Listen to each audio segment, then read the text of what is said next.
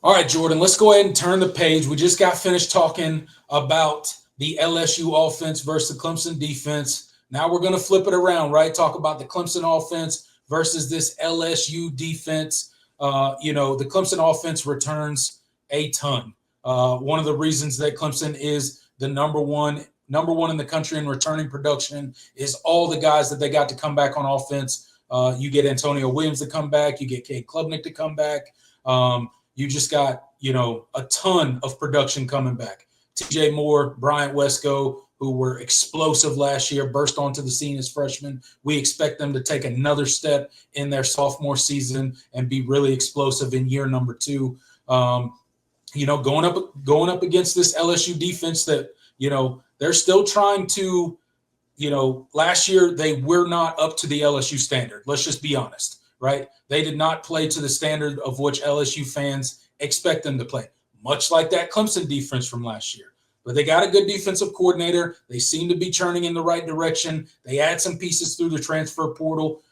What do you see? What is the matchup that you're paying attention to the most when you think about Clemson's offense versus LSU's defense?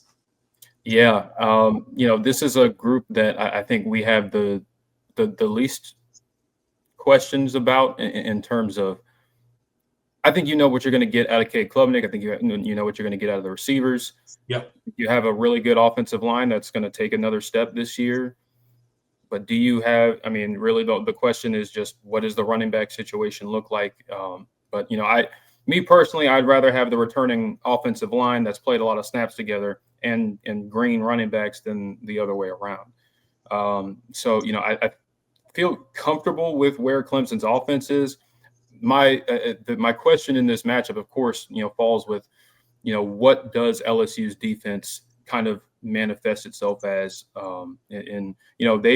They've kind of been on the steady upward trajectory. I think, a couple of years ago, when Jaden Daniels was quarterback, I mean, those defenses were putrid. When Matt House was the defensive coordinator, I think Blake Baker in year one did a lot to kind of rectify some of the deficiencies they had on defense. It wasn't perfect. They weren't. I wouldn't say they were great last year by any means, but they were certainly much better than they've been in recent years. And I think they've done a lot in the transfer portal to kind of upgrade the talent to go along with some of the pieces that they already have. I think this LSU defense, I think they could be sneakily good this year. I don't know how good they'll be in week one with all of these new faces. But this is a matchup that I'm really excited to watch because there are a lot of pieces that, could end up being really good for them. And we just don't truly know.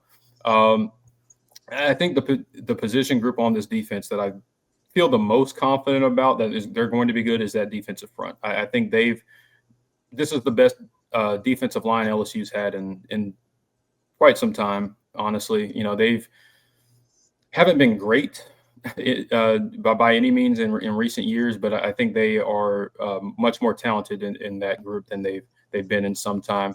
I think it starts with Dominic McKinley, a guy that I think really burst on the scene last season, and I think they did a lot to kind of get some pieces around him.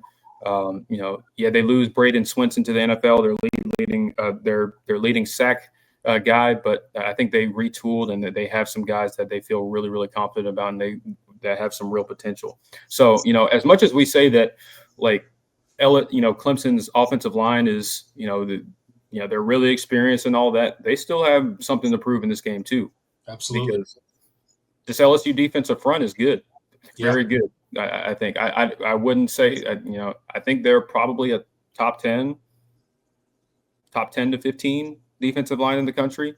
And their linebacker core is ridiculous. And I was just getting to that. They have a really, really talented linebackers as well. So I mean, this LSU front seven, I think, is going to be a big test for Clemson out the gate. It's good to have the experience you have coming back, but again, they still got to play and they still got to win those matchups. Off the edge, they are really, really excited about Gabe Relaford. He's been kind of the star of the offseason in a lot of respects. They brought in some transfer guys to kind of maybe potentially beat them out. Yep. They didn't. And so it looks like he's penciled in to start. They brought in Jack Pyburn from Florida, a kind of a run stopping defensive end, which I think they certainly needed last year. They were not, as much as we rail about Clemson's run defense last year, LSU's wasn't much better. Right. Yep. So they brought in him to kind of change kind of the outlook off the edge and get some more run stopping ability. And then they also brought in big Bernard Gooden from the USF, a guy that was one of the better G5 defensive linemen in the country. So they've done a lot to kind of retool this defensive line, and I think Clemson's going to have their hands full there. Yeah, absolutely. I completely agree. Again, no breaking news here, right? It starts in the trenches with the biggest matchups in college football. That's across the board in every game, but especially this game, of course.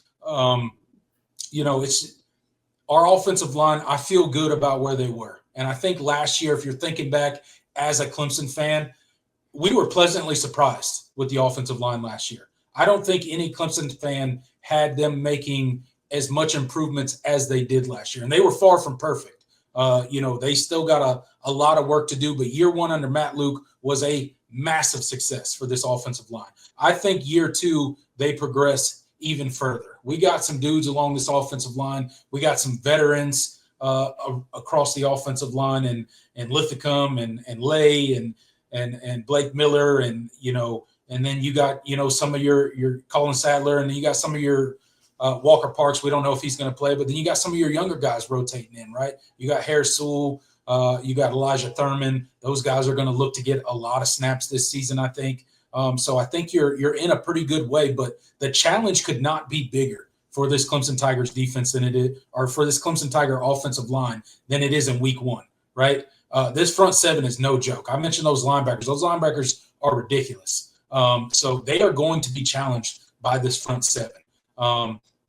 And for a team that did not run the ball basically at all down the stretch last year, one, because our RB1 was, completely toast. His shoulder was done, and he just couldn't go anymore. But that's an area of improvement for this offensive line. They got to do better, right? And I look for them to take a step forward, but the challenge in week one is going to be it's going to be a tall order. And then you shift to the running back situation, right? Talk about the Clemson running back situation. We feel really good about Adam Randall, right? We feel really good about Eazy-E. We feel really good about Gideon Davison. But how do those guys look in blitz pickup, right? Because LSU's going to challenge them. They're not just going to let Cade Klubnik sit back there and pick them apart. They're going to try to pressure him. And they weren't particularly good at pressuring the quarterback last year. So I think it's something that this defense is going to try. This LSU defense is going to try to rectify in 2025 because I think they're going to try to rush the passer and really try to affect Cade Klubnik and get him to make some bad decisions and rush some decisions, much like Clemson's defense is going to try to do to Garrett Nussmeier in this game. So these game plans kind of mirror themselves, and the two sides that we're kind of breaking down kind of mirror themselves. But definitely a big challenge for the offensive line. Also a big challenge in pass pro for them running backs that don't have a ton of game experience. Adam Randall just moved to running back, right? The other guys behind him, although they're super talented, they're young and they don't have much experience. So that's also a place to kind of keep your eye on when you're watching this game. Yeah, 100%. And yeah, you're certainly going to see, LSU send pressure. As good as they feel about that defensive line. I mean, Blake Baker, he's an aggressive play caller. He's going to want to. I mean, he was like that at Missouri. He was like that at Miami before that. That's just his MO. He's going to take chances. Maybe it means they get burned a couple of times, but he's one of those defensive coordinators that's about trying to generate tackles for loss and get teams behind the chains. So that's one thing that you're gonna have to be prepared for. And they have some really good linebackers, as I mentioned. Whit Weeks is one of the better linebackers in the country. His brother is starting along with him.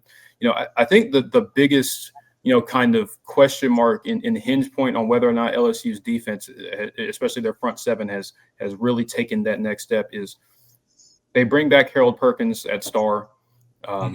He's been a guy that's had a really, really up and down career to this point. Came in as a true freshman on the scene and kind of, he was a dude. He had a really, really strong freshman year. Yeah. But through defensive coordinator changes and position changes and injury last year, coming off a torn ACL, he hasn't had the career that a lot of people expected him to have. So now, he's back at star position, similar to his role when he was a freshman. And so, my question is, like, has he really, taken that next step in his game? And has he evolved into the 5-star that LSU thought they were getting coming out of high school? Because if they do, I think that the outlook of this room is even higher. I think it raises the ceiling that much more. So my question is, with a guy that is kind of a tweener in terms of is he an outside backer? Is he gonna should he have a hand in the dirt? Right. He doesn't really have much of a position.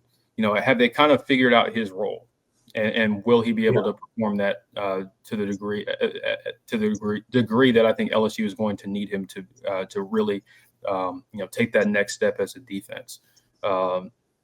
So Harold Perkins, that's my guy that I'm keeping a really close eye on, wearing number 7 this year, which is, if you're familiar with LSU's tradition, that's a big deal. It's a very sacred number. They've had some really great players wear that number over the years. So, is he going to play like it? He had it last year, and he didn't. Some of that, and of course, tearing his ACL didn't help. But even when he did not play particularly well. So, was not the freshman version of himself for sure. Yeah. So we'll see if he can get that ship right, and if he can, that could spell some trouble for the Tigers in this game, because he you look back to his freshman tape, he was an absolute dog, and he can wreak some havoc. So definitely a player to watch there, and then kind of an X factor or a contributing factor to Clemson's success in this game, I think, is going to be Cade Klubnik's legs, right? And I'm not saying he's got to go out there and run the ball 10 or 15 times or anything of that stretch, right? But he's going to have to pick his spots, right? He's going to be pressured. You mentioned that they're going to be aggressive. They're going to come after him. So he's going to have to pick his spots when he escapes the pocket, keeps his eyes downfield, hits a pass, or realizes it's a busted play and go get some positive yards, right? Something that he has gotten much more comfortable with last season. And he's got to take that next step this season, right? Of just knowing when to pull that ball down, take off, and get a couple yards. And, instead of being, second and, 14, you're second and 7, right? Much more conducive for getting consistent drives down the field. And, just talking about this Clemson offense in general, this was an offense, as good as they were at times last year, went for several stretches in multiple games where it was a lot of punting, right? They just stalled out over and over again, right? So, you can't do that against this LSU team, right? You're going to have to put drives together over and over again. And I look for them to take the next step. I'm excited to see Cade Klubnik. I know he's taken another step this year, and I can't wait to see what the 2025 version of him, outside all the Heisman talk and all that stuff, I don't really care about that. I care about winning games. And when you hear Cade Klubnik talk, that's exactly what he says, right? He's like, that's great. But the metric that I care about is winning games. If I throw for, 450 yards and we lose, did it really matter? So I like that perspective from the leader of your team, the leader of your offense. So I'm excited. I think his legs will certainly need to be a factor in this game to keep Clemson on schedule at times in this game. Yeah, I agree with you. It's a part of the Garrett Riley offense at this point. And with Cade, he's he's demonstrated last year that, his legs can be a difference maker. They can be a great equalizer when you don't have a run game. So, I think it's been the most underrated part of his game, because like they don't, you just don't hear people talk about it. But, so many big plays last year with his legs, and obviously the 7 rushing touchdowns, point to that in some big spots too. So, I think that's certainly going to play a huge factor. Shifting to the back end of this LSU defense, this is the group that looks the most different than it did last season. Yeah. They certainly brought in a ton of help at corner and at safety. And, this is the group that I think if LSU is going to win this football game, that group is going to have to gel pretty fast. They return, a couple of guys that have played significant snaps. Ashton Stamps, wrong cornerback name Ashton. Jordan Gilbert. Guys that played a decent bit last year did not grade out particularly well. That LSU pass defense, it certainly didn't grade out great last year. But they bring in Tamarcus Cooley from NC State. They brought in Mansour Delane from Virginia Tech. And those 2 guys are expected to start. When it comes to Ashton Stamps and Mansour Delane, the presumed 2 cornerback duo, the cornerback duo for this team. My question is Ashton Stamps was not great in coverage last year, and Mansour Delane is a guy that we've seen play well at times in his career. A couple seasons ago at Virginia Tech, he was one of the better corners in the ACC. Last year, he gave up 7 touchdowns in coverage. So, I don't think that group has kind of solidified yet. They brought in AJ Halsey at safety from Louisville. I think he's a thumper. He's a guy that is going to be one of the best players, probably one of the best players on the defense. I'm pretty high on him. He's violent. He's a guy that plays downhill with a lot of aggression. So I think he kind of brings a different energy to that defensive back room that I don't think LSU has had in quite some time. So I'm excited to see how he plays. Of course, they have the young freshman DJ Pickett, who 6'5", playing corner. But he's a guy that you can see play a lot of different positions throughout his career just because of how athletic he is. But again, like, they have the pieces. This is a very talented defense overall, but it's like, how does this group gel? And when we're talking about the secondary, I think it's the most important that those guys are on the same page early, because if they're not, Clemson's going to hit explosive plays. Absolutely. They're going to, with the Clemson's receivers, I feel pretty confident with that they're going to be able to hit big plays if that group is not has not gelled fast in this game.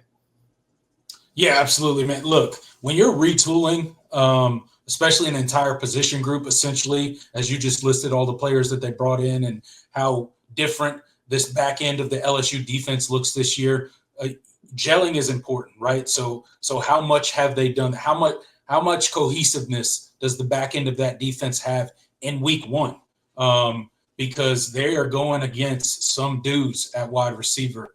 And yeah, I'm a Clemson fan, and obviously but at the end of the day, I mean, Clemson could essentially roll 6 deep at wide receiver right now.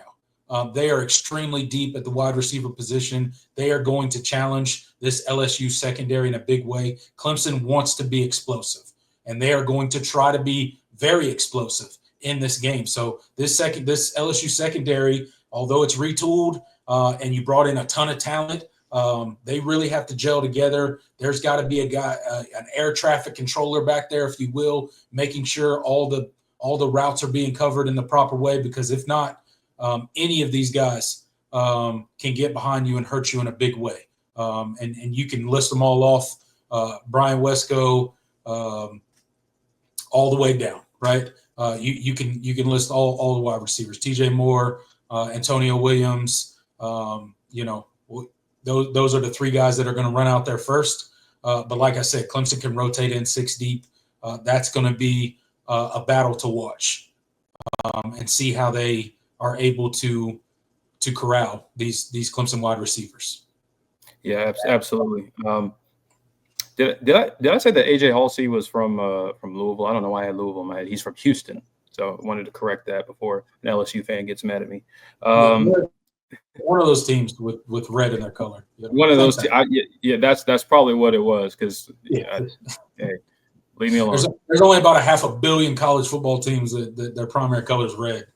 When you have so many transfers, I got to keep all these names and where they're from in my head. We only got to remember 3 for Clemson. Yeah. I can't imagine the LSU commentators. They got to remember all those transfers and where they came from. And they get a whole sheet of you got to have a spreadsheet with all right, this guy came from here. All right, cool. They make sure the announcers are prepared, and that's why they rarely make mistakes. That's right. That's right. When they're talking about that kind of stuff. So, but yeah, like that's going to be the matchup to kind of watch.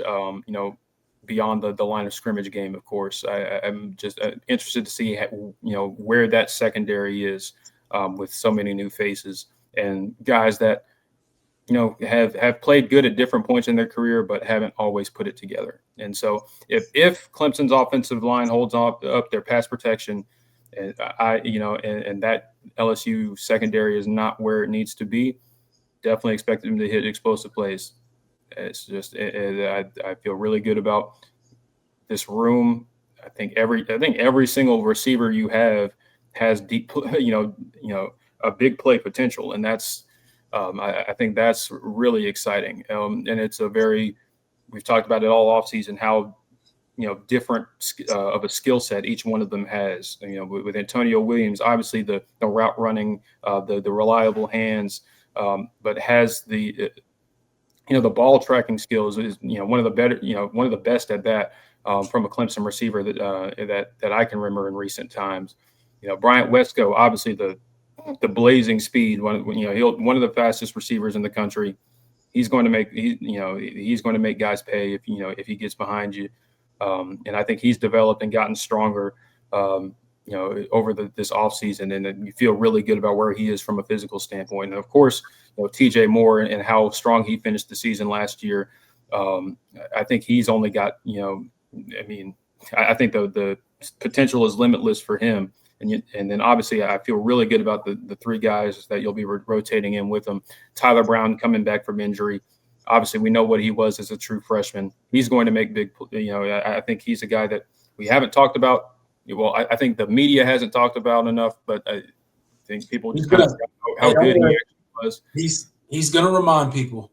Yeah. Tyler Brown is definitely going to remind me. I mean, what the coaches have said about him, what the other players have said about him, coming out of fall camp. Tyler Brown I bet he cannot wait for Saturday for him to finally get on the field and be healthy again and be able to do his thing. Yeah, 100%. And I think he's going to remind a lot of people of how good he was. And obviously Tristan Smith, from the transfer portal, a guy that gives you that big, a big pass catching target that's going to make 50-50 balls and make big contested catches. He has that big playability in him, the length, the catch radius. He's not like Mike Williams, but he has that kind of skill set. And then of course Cole Turner, guy that Dabo went out of his way to mention during his press conference.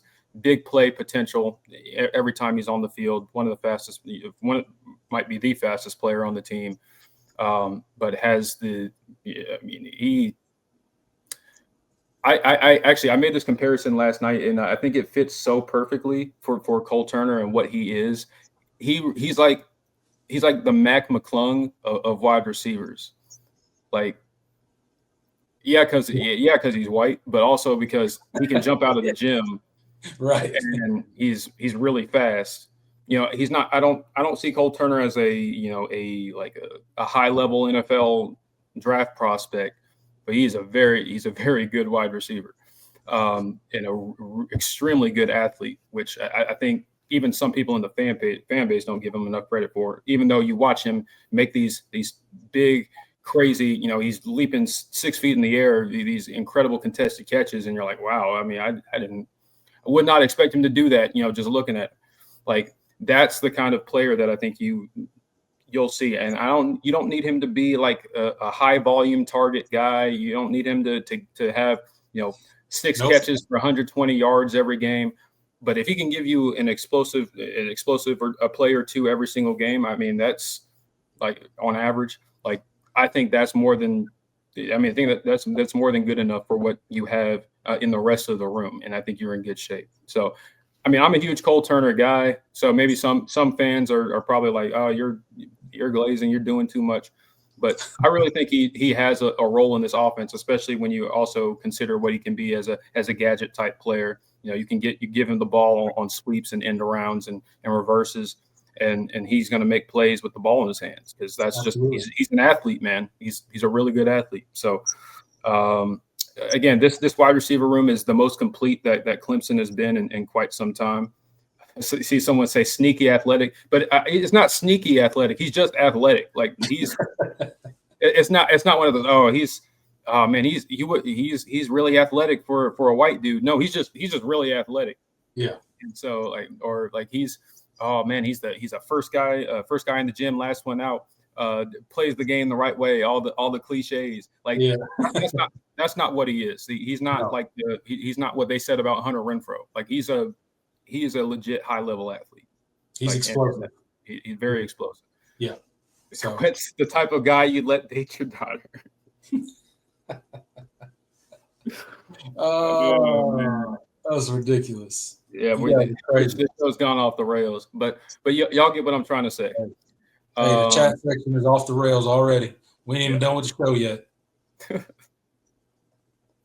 But no, all right. That's how I feel about the wide receiver room. I think you are in. I think they're going to make plays this year, and you're in a really good spot with the guy you have throwing them the football.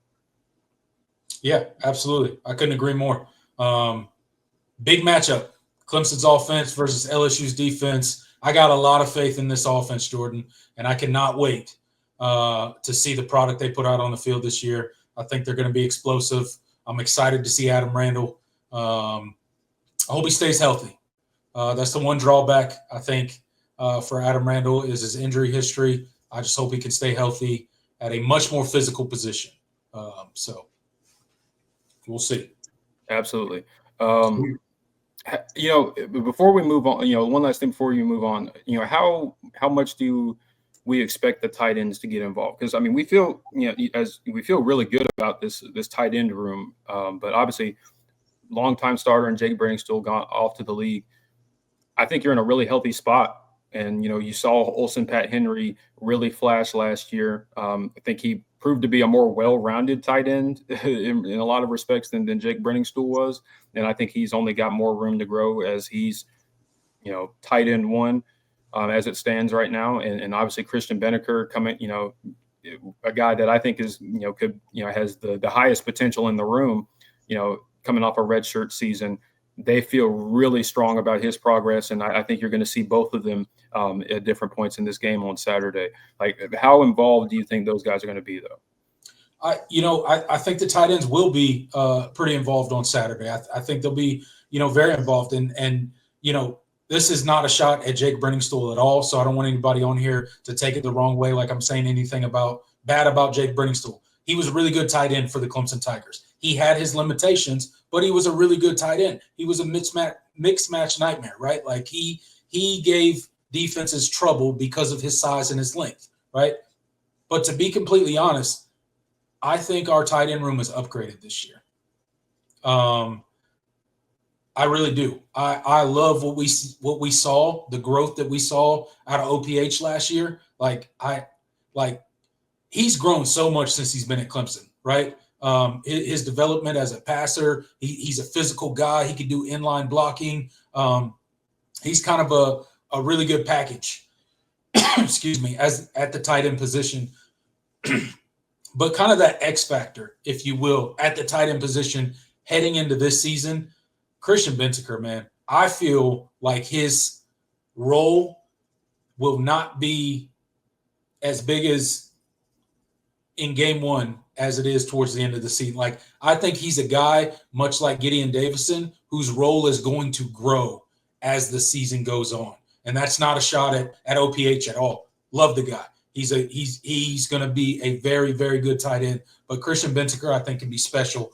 And I think his role will grow. I'm excited about those two guys. I think they are going to be a heck of a 1-2 punch at the tight end position. They're both going to get a lot of burn this season. And I can't wait to see. And, like I said before, I think we upgraded at tight end. I think our tight end room is better this year than it was last year. Yeah, and I think just from the sheer fact that you have those guys in a more ready spot to play than they were last year. Olsen Pat Henry, he got in and he worked extremely hard, because that's a guy that did not come in as a guy known for his blocking. I mean, he was much more of a receiver type of tight end out of high school. But then, you saw him get on the field. He worked on his body, and, he did all the little things. And he's like, he basically forced the coaches to put him on the field, because he was too good. That you had to play him at different points. And now, as he's stepping into that role, as tight end one, now I think you're going to see that work ethic, that, progression even more so. And then, of course, Christian Bentaker, I can't talk enough about how good I feel about that kid and what he's going to be for Clemson. I think he could potentially leave as one of the best, if he does reach his potential that Clemson's ever had. Yeah. And then and we didn't even mention a guy that's been in the program a long time, and Josh Sapp, who gives you almost a receiver-like quality. Kind of you're not really going to see him inline blocking a ton, but I think he's a guy that you can get him in mismatches, and he's a guy that has a different versatility in this room as well. So and he could give you some big plays because he is a really good athlete. He can go up and make some contested catches, and we've seen that at different points in his career. So I think this is a complete room. It gives you an opportunity. With Logan Brooking coming in, I think the future of the tight end position is really bright at Clemson, and I think you're going to see that, throughout the course of the season. So, in this game, I think you'll definitely see mostly Olsen Pat Henry, but I think you'll see some sprinkles of Christian Bentaker, and if they can get him some opportunities to make some plays, I think he can do it. He's not many tight ends that kind of look and move like him at that size. He's different, man. He's a freak. So it's going to be exciting to see his opportunities grow as the season goes. But like you say, OPH is definitely tight end one right now. And you love a guy like that. He noticed a weakness in his game, and he worked and worked and worked. And now he is the way he's developed as a blocker and as a passer, both. He's kind of that total package tight end right now, I feel. And certainly an upgrade this year at the tight end position with all the development and all the work that he's put in. So I think the tight end room's in a really good place this year. And I think it's going to be one of the strengths for this Clemson Tiger defense. And Garrett Riley likes to use the tight ends. So he's got some weapons there. And it's much easier when you got some dudes out wide too. So you get those tight ends in the mix, and it's just it's a schematic nightmare for the defense. So I'm excited to see how much they get used in week one, but I think they'll definitely get some significant touches in week one. Yeah, absolutely.